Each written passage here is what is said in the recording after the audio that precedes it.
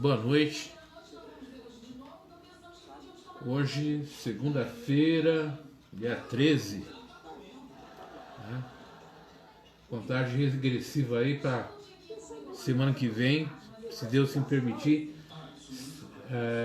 essa quarentena, esse afastamento, esse amainado, e a gente poder voltar ao nosso dia a dia, a nossa vida, a nossa rotina, né? Que faz muita diferença e a gente percebe como está fazendo falta, né? A gente reclama tanto de rotina, tanto de fazer sempre as mesmas coisas, mas quando a gente não tem a possibilidade de fazer, a gente percebe a falta que faz, né? E hoje nós vamos conversar sobre esperança. Boa noite, José Dimas, Dona Jaci, né? Como é que vocês estão? E a gente vai falar sobre esperança, mas de uma forma um pouco diferente, tá? Nós não vamos falar na esperança como normalmente a gente começa falando, né? Dentro da concepção que a gente tem de esperança. A gente vai fazer uma viagem um pouquinho aí no tempo, na história, na mitologia, para a gente entender um pouco melhor o que é esperança, né? Boa noite, Dona Antônia, para a gente entender como é que isso funciona. Então vamos refletir um pouquinho sobre o que é a esperança, como é que ela funciona e fazer ter um olhar diferenciado para essa palavra que é tão usada, né? Sempre a gente fala assim, nossa, estou tão esperançoso que algo vai mudar, eu tenho tanta esperança que algo mude. Aliás, o que a gente mais fala hoje é isso, né? Eu tenho esperança que isso passe, eu tenho esperança que as pessoas melhorem, eu tenho esperança que o mundo seja outro. Esperança.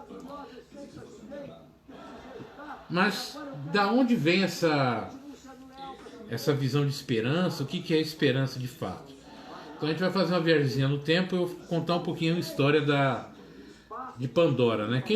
Algumas pessoas talvez não se lembrem ou não tenham estudado sobre a caixa de Pandora.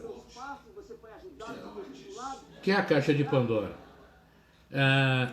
Na mitologia grega, vou explicar um pouquinho por que significa isso. Os gregos lá da antiguidade, eles, para explicar as coisas da natureza, para explicar como as coisas aconteciam, eles usavam histórias, eles criavam histórias para explicar vários fenômenos naturais do dia a dia. E uma das histórias que tem na mitologia é sobre Pandora, né? O que era Pandora? Pandora foi a primeira filha de Zeus. Quem era Zeus? Zeus era o deus dos deuses, era do Olimpo.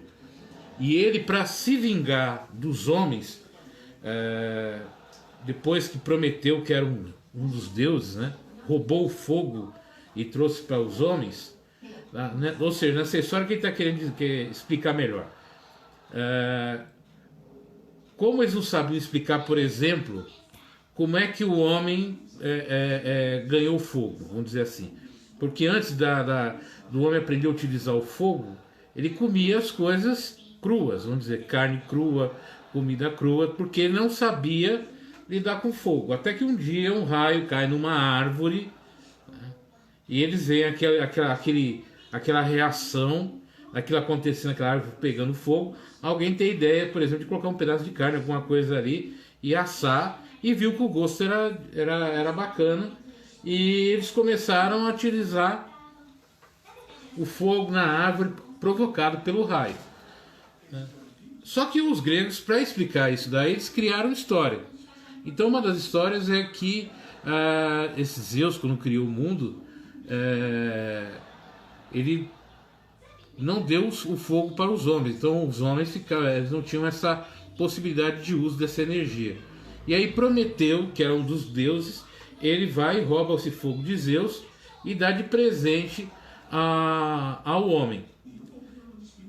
E aí Zeus, para se vingar, acorrenta Prometeu numa pedra. Um dia eu conto essa história de Prometeu, que é uma história bonita, mas bem comprida. E faz a primeira mulher, que é Pandora, né? E a Pandora, quando ela nasce, ela recebe de presente uma caixa. E dentro dessa caixa estavam todas as pragas e todos os males do mundo. Então ela não poderia jamais abrir aquela caixa, porque se abrisse a caixa, os males do mundo, né? Dor, sofrimento, ciúme, ódio e outros seriam libertados e tomariam conta da terra. Mas eu sabia que em algum momento a curiosidade, né, iria bater e iam abrir aquela caixa. E aí Pandora casa e o seu esposo, sabendo da caixa, começa, vamos dizer assim, a provocá-la, até que ela um dia ela pega e abre a caixa. E quando ela abre aquela caixa, que é a famosa caixa de Pandora, todos os males do mundo saem. A morte, as pragas, as doenças, tudo começa a invadir a terra. Mas junto com essas pragas, essas doenças, vem também a esperança. Então a história da esperança está dentro da caixa de Pandora, segundo a mitologia. Só que, né, como eu falei, a caixa tinha todos os males do mundo. Agora a pergunta, por que a esperança estava junto com esses males? Durante muito tempo, quando a gente não conhece bem a mitologia, não conhece bem essas histórias, a gente tem ideia de que a esperança é aquele sentimento que, apesar de todas as dificuldades, de todos os problemas existentes no mundo, né, você tem a esperança de que isso mude, que isso se transforme. E a esperança, vamos dizer assim, ela é um mal. Por que a esperança é um mal? Porque eu sempre espero que alguém faça. A minha esperança é que eu tenho esperança que pare de chover. Eu tenho esperança que venha chover. Eu tenho esperança que aquela pessoa mude. Eu tenho esperança de conseguir aquele emprego. Eu tenho esperança que esse momento passe. Então a esperança está muito ligada a esperar, né, que algo aconteça, mas que não é feito por mim. É um sentimento que eu tenho esperando que alguém faça algo que traga para mim reconforto, que traga para mim solução para os meus problemas, para os meus males.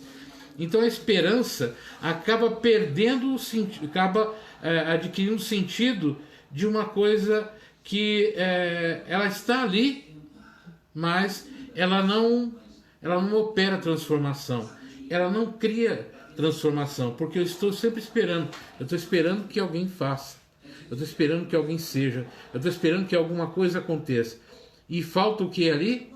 Falta a ação, falta a atitude, falta o comprometimento, falta você levantar e fazer por merecer, falta você ir lá e transformar.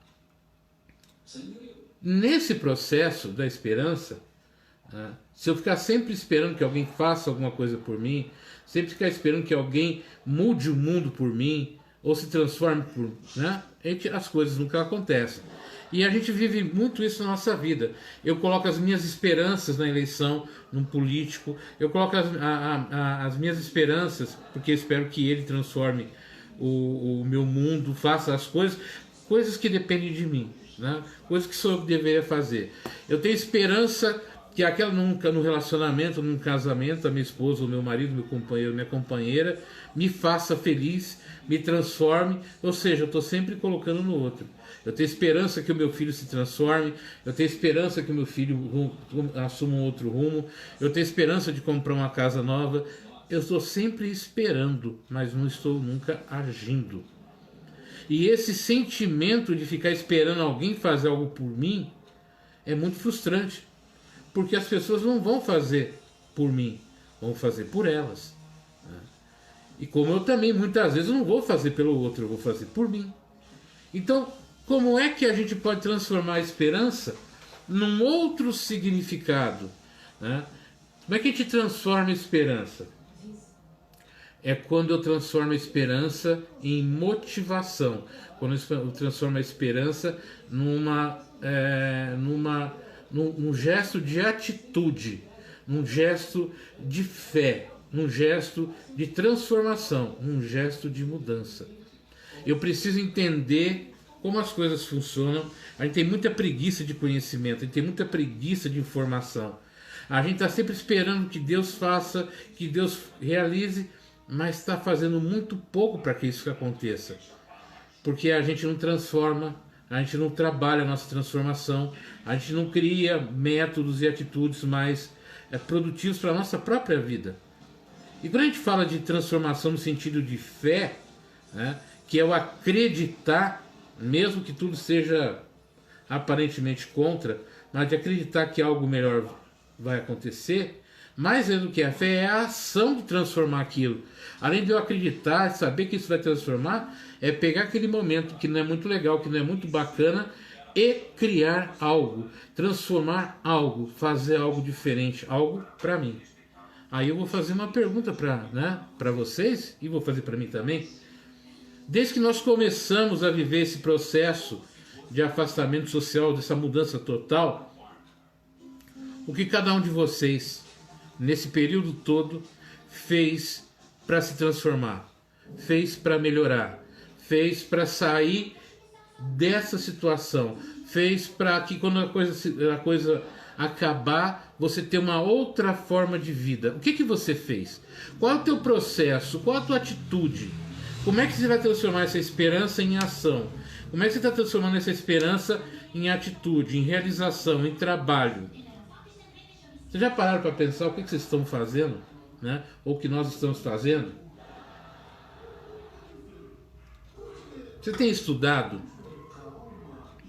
Você tem escrito? Você tem se auto-perdoado? Você tem se autoconhecido? Feito alguma coisa para se conhecer, para entender o que está acontecendo com você? E aproveitar esse tempo de uma maneira positiva? Ou está apenas, vamos dizer assim, reclamando ou com medo de todas as situações que estão acontecendo no mundo? Né? Boa noite, Zineide, Antônia, Dimas. Então, como é que você está? O que você está fazendo? Diana, Helena, Dona Helena, boa noite. O que você está fazendo? Sabe? Eu preciso perguntar, eu preciso me questionar. Fé sem ação, esperança sem ação, sabe? Desejo sem ação. A gente tem uma vida muito sem ação. A gente está sempre esperando. É como se fosse, sabe, aquela criança que está esperando alguém trazer a comidinha na boca. Está esperando que as coisas aconteçam, sabe, que aconteça um milagre, que aconteça um passo de mágica, que encontre a lâmpada maravilhosa de Aladim, que tenha direito aos 3 filhos. Boa noite, Sandra. Né? Tato, boa noite. Que a gente tenha, sabe, o gênio encantado. E a gente está esquecendo de realmente trazer para nós a responsabilidade para a melhora da nossa vida, trazer para a gente a alegria de ser o motivador da sua própria conquista, da tua própria realização. Se eu ficar sempre depositando em terceiros ou em quartos uma esperança de que algo mude, de que algo se transforme, a possibilidade de frustração, a possibilidade de mágoa, de rancor é muito grande. Porque eu estou passando para o outro uma carta branca para ele fazer algo que eu não acredito, ou não tenho vontade, ou tenho preguiça de fazer. Então, quando eu falei esperança, eu vi a palavra esperança hoje para fazer esse tema, eu comecei a refletir sobre isso. O quanto, né? E aí eu fui ler essa história de Pandora, e eu sempre também tive aquela impressão de que no meio de toda aquela confusão, de todas aquelas coisas ruins, a esperança vinha como uma luz, uma possibilidade de transformação. E aí o escritor coloca uma questão assim, né? A esperança veio junto com os outros males. Naquele momento a esperança também era o mal. Eu falei, mas como um mal, né? Eu tive que pensar, como um mal? E aí eu comecei a refletir sobre isso. O quanto que a gente coloca na mão dos outros as nossas esperanças, as nossas alegrias, a nossa saúde, o nosso bem-estar, o nosso amor. A gente está sempre colocando para outro, né? E eu preciso deixar de colocar na mão do outro coisas que são, boa noite, Cristiane, que são responsabilidades minhas. Então hoje é mais uma reflexão da gente entender esse processo de transformação, esse processo de sair da esperança para a ação, para a atitude, para a mudança, para a transformação. E o pior de tudo, quando tenho muita esperança e eu vejo minha esperança frustrada, veio o ressentimento, vem a tristeza, vem um monte de sentimentos negativos que acabam tirando de mim a alegria de viver, a alegria de existir, a alegria de fazer, a alegria de ser. Então eu preciso transformar a minha vida tomando posse daquilo que é propriedade minha e transformar as minhas esperanças em realizações. Então, de vez de ficar isso como esperança, eu tenho esperança de um dia fazer uma faculdade, né, de ter um curso superior. Aí eu tenho essa esperança, mas junto com a esperança eu começo a colocar um monte de obstáculos. Não tenho dinheiro, não tenho tempo, os cursos não me agradam, não me interessam. Olha só a quantidade de obstáculos eu mesmo coloco para ficar só na esperança, para ficar só naquilo que talvez aconteça ou talvez não aconteça, quando na verdade eu deveria olhar. Tá, eu tenho o Boa noite, Cida. Como é que tá o Semar? Claro, a gente precisa se reencontrar. Se eu tenho uma esperança, eu preciso entender o que eu posso fazer na minha vida para que eu não espere dos outros, para que eu não coloque nos outros a minha responsabilidade, inclusive sobre os meus fracassos, sobre a minha falta de fé, sobre as minhas atitudes incoerentes. A esperança no sentido de esperar, né? Espere que, esperança de agir, realizar. Sim, Dimas, né? A esperança, a princípio, é o esperar. É o esperar alguma coisa. Que alguma coisa aconteça, que uma ação mágica aconteça, que uma intervenção divina aconteça. Mas se eu não mudar a minha forma de ver o mundo, de compreender a realização, as coisas não vão sair de onde estão. E a gente vê muito isso hoje, o nível de crítica. Enquanto eu fico te criticando, enquanto eu fico encontrando em você pontos negativos, enquanto eu fico encontrando em você, apontando em você as suas falhas, e aí vamos entrar numa questão meio psicológica, né? O próprio Freud falava muito assim. Quando você fala do João, quando você fala da Maria, quando você fala mal dessas pessoas, eu conheço muito mais de você do que de João e Maria, porque eu só me vejo no outro, né? Na verdade, o meu espelhamento. Então eu vou ver em você aquilo que eu tenho de negativo. Quando eu critico o outro, eu estou criticando a mim. Quando eu falo que o outro é ignorante, que o outro é preguiçoso, que o outro é isso e aquilo outro, eu estou falando de mim, eu não estou falando do outro. Psicologicamente eu estou falando do outro. Toda crítica que eu faço do outro é uma crítica para mim mesmo. Porque eu não consigo ver no outro qualidades, porque o outro reflete as minhas faltas de qualidade. Uma outra coisa também que a gente tem que começar a entender é o seguinte, junto com a esperança, é aquela história, nossa, esse rapaz tem tanto potencial, né? Aquela moça tem tanto potencial. Gente, potência, se não é colocada em prática, se ela não realiza, é igual você ter uma Ferrari, o último modelo na tua garagem, e você não saber dirigir essa Ferrari. Ela tem uma potência enorme, mas é uma potência mal utilizada, mal empregada, está lá parada, não serve para nada. Então o potencial que não se usa, potencial que não se transforma, não serve para nada. Se você tem potencial para alguma coisa, você tem que agir, colocar em prática, né? E a ação e a prática, ela só acontece quando eu perco o medo de me transformar, de corrigir em mim o erro que eu vejo no outro, porque o outro aponta os erros que eu tenho. Então, quando eu olho para uma pessoa e critico muito o outro e critico o mundo, é hora de eu ver que mundo é esse que eu vivo. Que mundo que é esse que eu vivo, que tanto eu critico, tanto falo mal? Porque é o mundo que habita em mim. Porque enquanto o outro critica o mundo, faz um monte de coisas negativas, aquele que tem uma visão positiva da vida, tem uma ação real e sincera, aquele que sai e levanta e reavisa, transforma, não fica chorando, ele não tem tempo de criticar o outro, ele não tem tempo de ver o erro do outro, nem ficar apontando o erro do outro, porque tem muita coisa para realizar, muita coisa para potencializar, muita transformação na vida.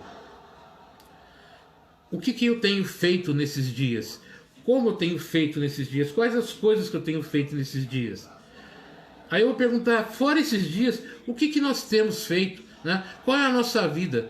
Aí você fala muitas vezes, mas eu tento, mas as pessoas não entendem, as pessoas não compreendem, e muitas vezes eu diminuo os outros. Aquela pessoa é burra, aquela pessoa é ignorante, não entende o que eu estou fazendo. Aí existe uma falha de comunicação. Existe uma falha de comunicação, não é do outro, é minha. Eu preciso entender como é que o outro compreende, eu preciso entender como é que o outro enxerga, eu preciso compreender como é que o outro vê o mundo. Porque se eu não compreender como é que o outro vê, ele também não vai perder tempo para entender como é que eu vejo o mundo. A comunicação é uma mão é uma mão dupla. Né? Boa noite, Reginaldo. Então eu preciso, sabe, entender o outro para que o outro me entenda. Eu preciso mostrar boa vontade para o outro para que o outro veja boa vontade em mim. Então, quando eu tenho esperança de realizar alguma coisa, eu tenho esperança que alguma coisa aconteça, eu preciso saber o que eu tenho que fazer, quais as transformações que eu tenho que desenvolver em mim mesmo, para que aquela esperança se torne realidade, se torne não potência, mas se torne realização, se torne um real, se torne realmente um fato acontecido. Eu preciso entender também o quanto que eu me auto-saboto. E o que é auto-sabotar? É quando eu trabalho contra mim mesmo. Quando a minha atitude, o meu comportamento é uma forma negativa para comigo mesmo. É quando eu crio para mim empecilhos para o meu próprio sucesso. E tem gente que faz isso com uma facilidade enorme. Se eu faço alguma coisa há muito tempo e essa coisa que eu faço há tanto tempo não surte efeito positivo nenhum na minha vida, não acontece nada, é sinal que quem está errado sou eu. Eu preciso me questionar. Por que eu faço isso há tanto tempo, tento sempre e nunca dá certo? Por quê? Porque alguma coisa errada estou fazendo. Alguma atitude, algum comportamento errado eu estou fazendo. Uma pessoa de alta performance, uma pessoa que tem realmente potencial de realização, de transformação, o que ele vai fazer? Ele vai perceber a falha, vai perceber o equívoco e vai procurar o quê? A transformação, a mudança, um aconselhamento, qual o caminho melhor a seguir, como eu tenho que fazer. Aí as coisas começam a se engrenar, as coisas começam a acontecer. Caso contrário, como é que vai acontecer? E é essa questão que vamos voltar lá para a esperança. Eu fico esperando que alguém compreenda o que eu estou falando. Eu tenho esperança que alguém entenda as ideias que eu tenho. Eu tenho esperança que alguém compreenda o ser maravilhoso que eu sou. Mas eu mostro isso? Eu mostro isso para as pessoas? Eu consigo comunicar isso? Provavelmente não. Então eu preciso entender como é que funciona a esperança. Eu preciso entender como é que funciona a minha realidade, como é que eu vejo o mundo. Quando na própria Pandora, né? Então, quando aquela deusa, aquela filha de Zeus, que tinha um potencial divino por ser uma filha de um deus que vem à Terra com um potencial enorme, mas se perde na curiosidade, se perde porque se deixou levar pela opinião do outro, se leva pela traição do outro, pelo jeito que o outro motivou que ela fizesse algo errado. Quantas vezes ontem eu falei muito sobre isso. Quantas vezes a gente quer fazer a coisa certa de maneira errada?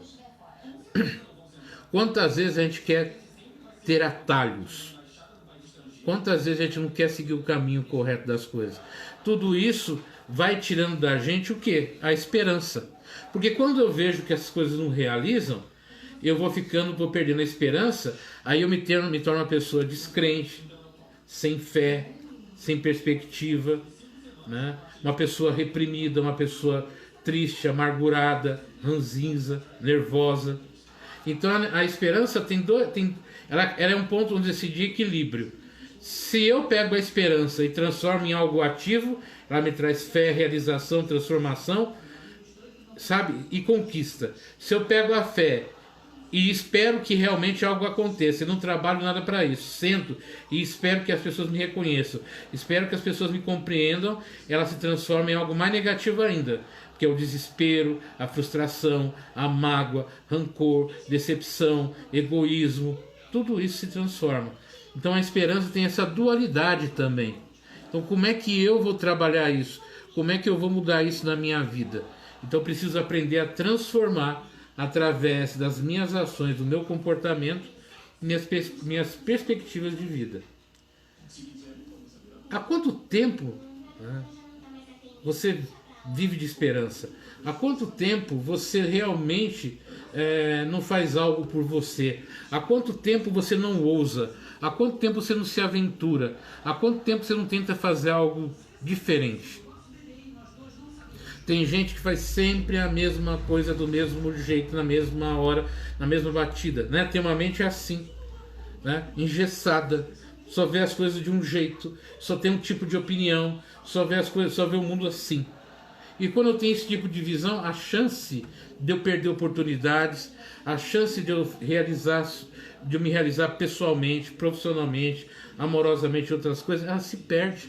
Por quê? Porque eu só olho para cá. Eu estou engessado, né? Numa única posição de vida, numa única opinião. E eu preciso entender que a vida precisa de transformação, ela precisa de mudança, ela precisa de complementos. Quais são esses complementos? São coisas que vão me tirar da situação de estagnação ou de conforto. Apesar que, pensa bem, gente, como é que eu posso viver numa situação de conforto se eu não realizo os meus ideais, se eu não me sinto pleno, se eu não me sinto amado, querido? Como é que pode ser uma zona de conforto? Na verdade, é uma zona de desconforto que a gente se conforma. Então eu preciso realizar. E para isso eu tenho que mexer profundamente, né, com aquilo que eu sou. Com aquelas formas de comportamento, aquelas formas de pensamentos, aquela forma de atitude, ela precisa ser rompida.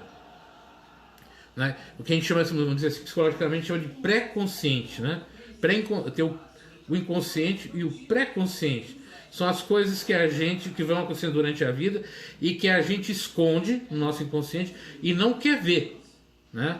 Mas elas influenciam muito a nossa vida, elas influenciam muito as nossas dores e os nossos sofrimentos.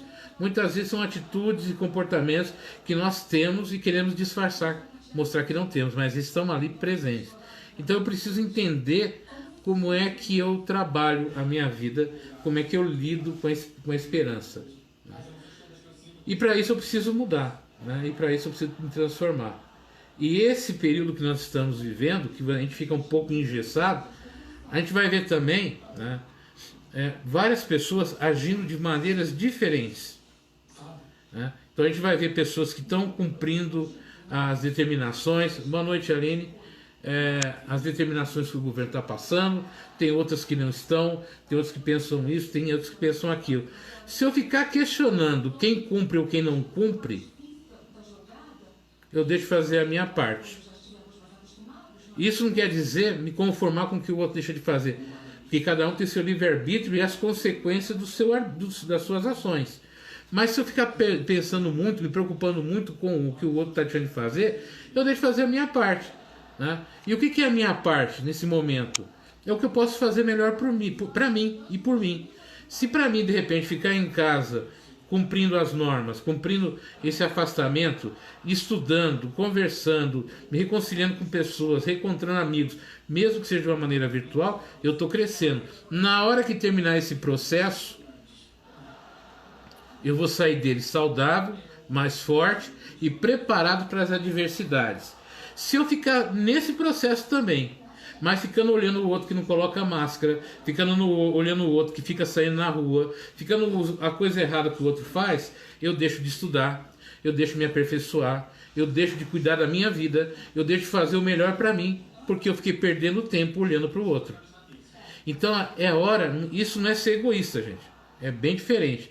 É hora de perguntar para mim, o que eu posso fazer nesse período para me transformar? Qual é a minha esperança após esse período? Vamos pegar a palavra esperança no sentido de fé. Qual é a minha fé? Qual é a minha esperança depois de terminar? O que eu quero fazer? Quais os rumos que eu quero tomar? Isso é um caminho pessoal. Isso é uma visão pessoal minha de vida. E eu que tenho que estabelecer esse caminho através das minhas ações e das minhas atitudes. É eu que escolho o meu destino, é eu que escolho o meu caminho. E eu posso ajudar a outra pessoa? Posso. Se ela me pedir ajuda. Eu posso dar opinião para o outro? Posso, se ele pedir opinião. Mas eu não tenho por que ficar, sabe, tentando dar ajuda para quem não quer e nem dando opinião para quem não quer ouvir. Eu vou perder tempo comigo e vou perder tempo com quem quer me ouvir e com quem quer minha opinião. Então tem também uma outra coisa que é a questão da esperança, é entender em quem que eu estou colocando a minha esperança. Quais as pessoas que eu estou colocando esperança? Quais situações que eu estou colocando esperança? E por que eu estou colocando esperança em outra pessoa e não em mim mesmo? Então a minha esperança é que quando eu terminar esse período de afastamento, eu retorne à minha rotina diária melhor, com melhor formação, melhor realização, com melhor potencial, com mais conhecimento. E como é que eu transformo isso? Como é que eu realizo isso? É fazendo, é procurando, né? Nossa, na última semana para cá, nos últimos dias, eu tenho feito muitos cursos pela internet.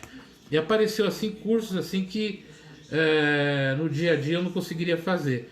E apareceu oportunidades que eu também não conseguiria fazer numa situação, vamos dizer assim, normal.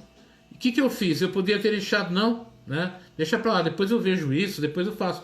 Não, eu vou aproveitar e vou fazer. Então eu pego a oportunidade e realizo. Eu faço, eu tiro um tempo para mim, para eu ir para o computador, para eu ir para o livro, para conversar, para fazer uma aula, para entender como é que a coisa está acontecendo no mundo, para pegar opiniões, para pegar conceitos diferenciados, para que eu possa o quê? Me transformar, usar essa adversidade numa situação favorável a mim. Então a esperança e a fé é um caminho individual, né? A minha realização pessoal é uma estrada individual. É um caminho onde eu trilho com outras pessoas, mas é um caminho individual. É uma coisa que depende exclusivamente de mim. Se eu não quiser, é como eu falei alguns dias num outro vídeo, é como uma corrida. Tem o ponto de partida e o ponto de chegada. Vão sair do ponto de partida igual uma São Silvestre. Vão sair milhares de pessoas. Os de ponta, aqueles melhores, são os primeiros a saírem, não é isso? Na corrida? São aqueles que têm um índice superior. Aqueles que são bons aqui estão fazendo. Esses saem na frente. Atrás sai o pessoal intermediário. Tem outros que vão andar ali dentro, o bandão de Ercília, que vão correr, outros vão andar. O objetivo deles não é o primeiro a chegar, não é vencer aquela corrida. Muitos estão ali para superar as suas dificuldades. É para concluir aquele trajeto. Não é para chegar em primeiro, mas para concluir. É um desafio pessoal, é uma transformação pessoal. Cada um tem um objetivo. Mas o importante é o quê? Muitos irão sair junto com você. No meio da corrida, tem que ver quem é que vai estar no meio. Se você vai estar no meio da corrida, se você estiver no meio da corrida, você olhar, ver quantas pessoas pararam no meio do caminho e se você vai dar continuidade até o final dessa corrida. Se você tiver determinação, coragem, fé em você, sabe, e se superar nas suas dificuldades, nos seus problemas, você conclui aquela jornada, aquela corrida. Caso contrário, você vai sentar no meio do caminho, em cima de uma pedra e chorar por não ter dado conclusão do seu caminho. Aí alguém vai conversar com você e fala: nossa, você não concluiu? Por que você não concluiu? Eu tinha esperança que alguém lá na frente me facilitasse, eu tinha esperança que chovesse, eu tinha esperança que não fizesse tanto sol, eu tinha esperança que o meu calçado me desse mais conforto, eu tinha esperança que eu não ia ter câimbra. Olha só que você tinha esperança. Tantas pessoas têm câimbra, o sapato rasga, o tênis rasga, mas continuam em frente. A diferença entre aquele que começa uma corrida e aquele que chega à corrida é a forma com que você encara as dificuldades do meio do caminho. É como é que as dificuldades do meio do caminho te motivam ou te desmotivam na tua vida. E aí a gente volta novamente para a questão da esperança. Você fica esperando que as coisas sejam fáceis para você? Você fica esperando que as coisas aconteçam? Não é assim que funciona. Pode acontecer uma vez, até duas, mas não será sempre. E isso que é ilusão, porque muitas vezes a gente se apega num sucesso, num único sucesso na vida da gente, num único momento que as coisas deram certo. Mas depois a gente se acostuma com aquilo e quer fazer sempre do mesmo jeito. Sabe aquela superstição de alguns jogadores de futebol? Eu vou entrar sempre com o pé direito, eu vou usar sempre a mesma sunga, porque eu ganhei um campeonato com a sunga vermelha e roxa, então ele sempre entra com aquilo. A esperança dele não está no trabalho, não está no treinamento, não está no esforço dele, está numa superstição. Porque um dia, por um acaso, usando uma coisa ou outra, a coisa aconteceu. Só que a possibilidade de novamente acontecer é muito pequena. Eu preciso confiar no meu trabalho, eu preciso confiar na minha determinação, eu preciso confiar naquilo que a gente chama de fé racional, de fé sincera, de fé verdadeira, de fé, sabe, lógica, que é o quê? Se eu tenho fé que as coisas vão acontecer, e para que elas aconteçam eu tenho que trabalhar para a coisa acontecer, eu tenho que fazer acontecer, eu tenho que fazer por merecer. Tem uma palavra japonesa que é o Ikigai, né? Que é mais ou menos isso, que é o fazer por merecer. Você está fazendo por merecer as coisas na tua vida? Você está realizando as coisas realmente da forma que você sinta prazer do jeito que você está fazendo? Gente, a gente precisa entender que mesmo quando dói, mesmo sem vontade, mesmo quando às vezes a gente não se sente apto, a gente não pode parar na corrida. Determinação é um caminho para o sucesso. Sim, determinação é fundamental, né? Determinar uma ação, a palavra determinar uma ação, determinação. Eu preciso, mesmo com todas as dores e dificuldades, nem que seja me arrastando, chegar no final da minha estrada, no final da minha corrida. Eu me lembro que na Olimpíada, se não me engano, foi de 82, acho que foi 82 em Los Angeles, que tinha uma atleta que ela chegou completamente acabada, né? Ela quase não conseguia mais andar, ela estava toda torta e quase se arrastando para chegar no final da maratona. A imagem foi uma imagem maravilhosa, né? E o estádio parou para ver aquela mulher se superar, não ganhar. Ela não ganhou a maratona, ela não chegou em primeiro, mas a imagem de superação, a determinação, a resiliência, todos os predicativos, todos os adjetivos positivos, ela demonstrou naquele momento de cansaço, de dor, de cãibra, sabe? Ela tinha um objetivo na vida, era determinar a maratona. E ela terminou. Todos os médicos estavam lá, enfermeiros queriam ajudá-la, né? Mas percebendo a determinação dela, foram apenas ficando de lado até ela atravessar a linha de chegada. Você está entendendo qual que é a diferença? Né? A diferença entre um vencedor e um campeão de verdade? Você pode vencer, mas isso não quer dizer que você seja um campeão na vida. Campeão é outra coisa, né?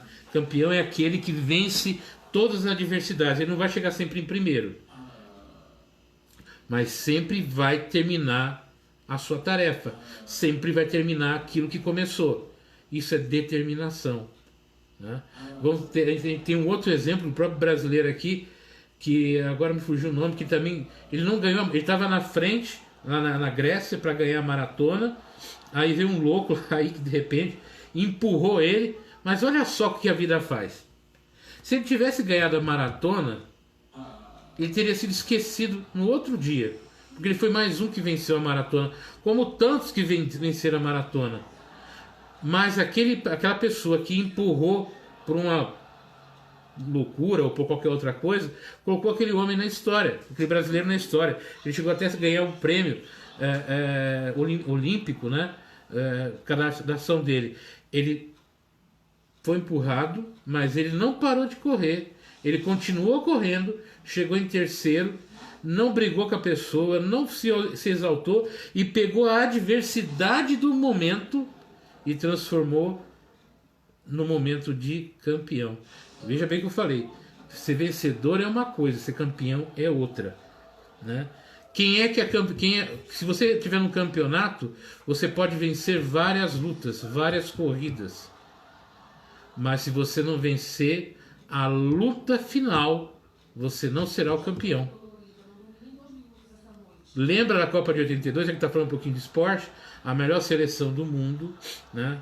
A seleção que era maravilhosa, jogava muito bem, só perdeu uma partida, que foi a partida principal para a Itália, e teve o prêmio moral. Mas ela era uma seleção vencedora, mas não foi campeã, né? Por quê? Porque na partida final, mas alguém se lembra da própria Itália? Não, até hoje a seleção de 82 é lembrada, né, como uma das melhores seleções do mundo. Eu diria para você, ela não recebeu o título de campeã da Copa, mas era uma seleção campeã. Por quê? Porque ela fez mais. Ela fez muito mais do que todo mundo. E a imagem dela ficou.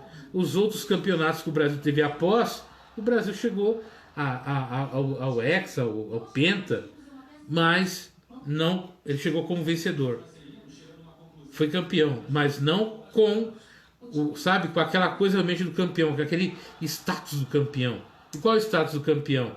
É o fazer por merecer. Você está fazendo por merecer, né? E a gente tem que se perguntar todo dia: eu estou fazendo por merecer? Ou estou esperando que alguém venha e me traga? Eu estou na esperança que alguém me traga uma medalha.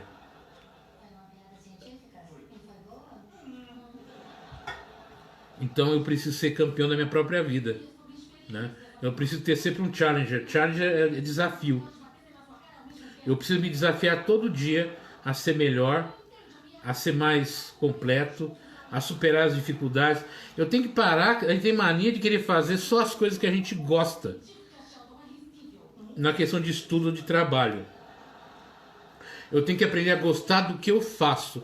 Eu tenho que aprender a gostar do que eu tenho. Eu tenho que aprender a gostar das coisas que eu possuo. E não falar mal, e não, diminuir, denegrir a minha própria realização. Eu tenho que aprender, se a vida me dá uma oportunidade, seja ela qual for, abraça com verdade, né? Não fica... Ou, sabe aquela história? Eu vou fazer tal coisa porque eu tenho uma esperança que lá na frente venha uma coisa melhor. Não. Trabalhe agora, faça agora, para ter algo melhor lá na frente. E se não acontecer, continue trabalhando com determinação. Porque quando você faz algo bom, quando você faz algo de correto e decente, alguém sempre vê, né? Deus sempre vê. As pessoas sempre veem o lado positivo, as coisas boas que você faz. Pode talvez demorar um pouquinho, mas as coisas virão no tempo e na hora certa. Então, esperança, gente. Vamos ter esperança, mas vamos aprender a lidar com a esperança de uma maneira diferente. Deixa de ficar esperando. Transforma a esperança numa fé de realização, num ato de superação, num ato de determinação. Sabe? Não fica só esperando. Não fica esperando o sol para você poder andar na rua. Não fica esperando a chuva para você sair, para você fazer determinadas coisas. Não espera o frio, o inverno, o outono. Não. Faça agora. Não deixe para a tarde o que você pode fazer pela manhã. Não deixe para amanhã o que você pode fazer hoje. Não perca a oportunidade de ser melhor hoje, esperando. Transforme a tua vida de uma maneira mais profunda, mais sincera, mais verdadeira, né?